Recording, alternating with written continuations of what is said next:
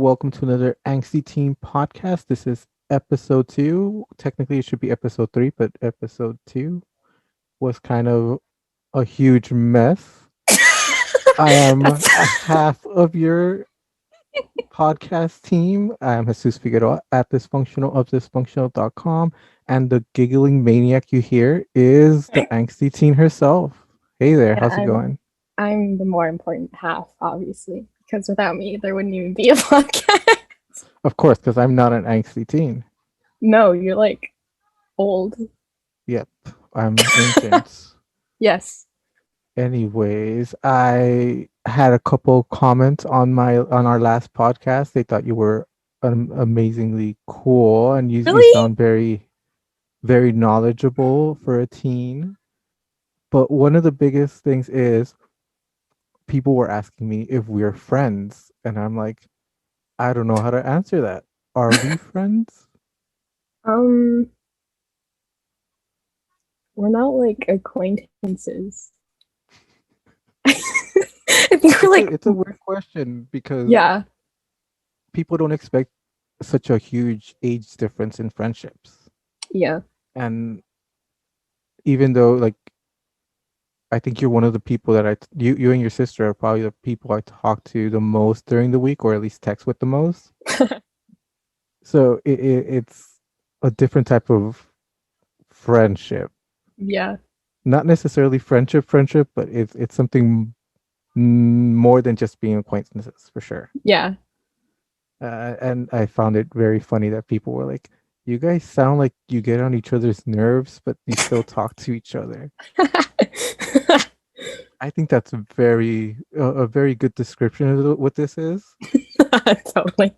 You like to make fun of me for everything, and yet we still discuss a lot of serious topics sometimes. Yeah. Yeah. And I think that's where this podcast came from, the fact that it's funny to listen to us and what we say, Yeah. which brings me to our second top well, my second topic of the day, which is how I was talking to a friend earlier, well, a couple of days ago, about how America's still a very young country, and they Ah, said yes. how America's barely in their angsty teen years, and I'm like, the angsty teen's the voice of America. I like that. So how does it feel to have a voice which America can relate to? I'm honored. You're That's it. honored. I'm honored. Actually, no, I'm not. Um, I mean, it's cool. Like, there's people that are actually like listening to me who presumably, I guess, are Americans living in America and they're Mhm. just listening to us talk about stuff. It's not weird, just like people just listening to us. It's like they're listening to a But teenager. Whoa.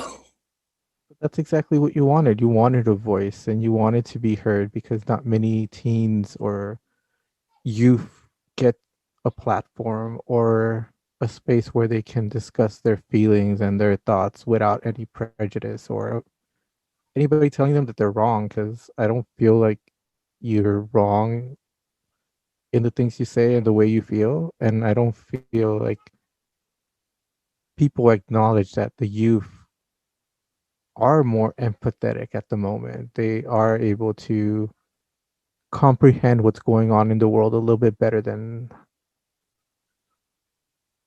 the older people. I mean, Yeah, you definitely. and you definitely take things in a lot more than most people do. Yep. Would you say that's positive or negative? Like, how do you feel about the way you intake information and how readily available this information is in your world? Honestly, it's just like a double-edged sword because on one hand, it's like, whoa, look at all this knowledge I have, and it's great to like know things about stuff. But at the same time, it's like it's so I don't know, some of the things you see, it's just like so horrible, and it's like, wow, there's so much pain and suffering in this world, and I'm just here and I'm looking at it, and it feels like I can't do anything about it. And like you said, yeah, it is a double-edged sword, and it's something our government struggles with a lot because internet censorship has been huge in the last couple of years, and a lot of people think that there is no way we can censor people on the internet, especially because we're not just censoring people in the United States, we're going to be censoring people all over the world. And without censorship, we can definitely come across some very disturbing stuff on the internet, which Yes. I think you came across a couple of Yes. days ago. Yes. I Without am going into detail, traumatized. please, yeah, like I said, please no detail, but explain a little bit of your experience with that. It's just shocking. It's like it's gross. It's just like, whoa, what is wrong with you people? Like, I mean, I messed up too, but man, that's really messed up. Why would you do this? And they're all hiding behind their screens and it's all anonymous and it's just like, wow, you you really did say that and I cannot believe you said that and I am not okay with this. I Mhm. cannot sleep at night knowing that you do this. How can you do that? How can you sleep so peacefully knowing what you want and what you're doing? It's crazy to me. It is, and I think that's something that America is going through at the moment because we had all these polls going on because of the election, Mm. and technically everything the polls showed was false. Really? Biden did not have this very extensive lead in all these states. We saw that how people lied to pollsters. People were too afraid to say that what they were supporting the current president, and because of that, the predictive polls were very skewed, and Mm. the election was a lot closer than what we expected. And it took almost an entire week for us to know who our president elect was going to be, even though it's not 100% sure at the moment. There still needs to be certification and all those governmental stuff before it's a certified thing. But we have a projected president elect, and like we were talking about the this anonymous way of being on the internet. It kind of makes people afraid to be truthful in real life, Yeah. Yeah. and I think it's not a bad thing, but it's not a good thing. Like, definitely some of these very disgusting, disturbing things people do on the internet should not seep into our real world. Yeah.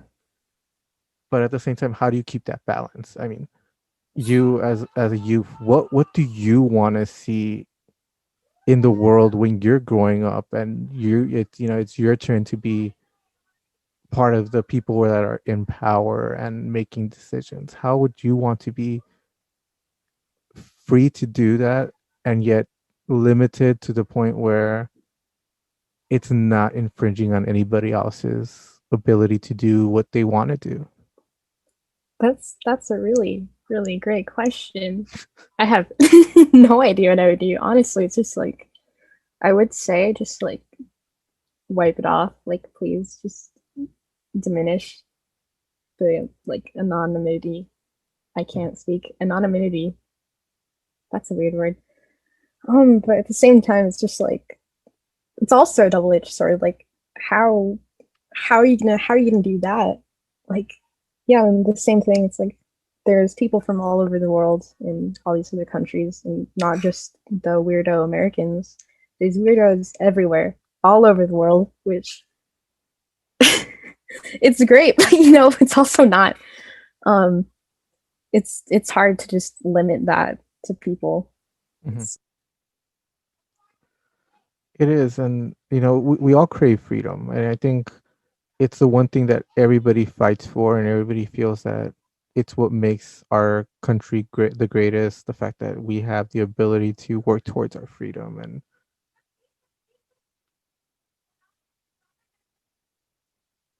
hello,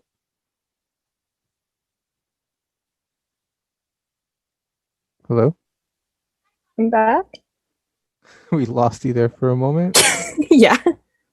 What happened? I think I accidentally clicked leave meeting. Whoops. Mhm. Yeah. Well, anyways, um, yeah, like it's a difficult situation to be in, and I think the more we're connected to everybody around the world, the more issues we're gonna have in maintaining not just our freedom, but our ability to have morals and Yeah. not project ourselves onto what other people are feeling and thinking.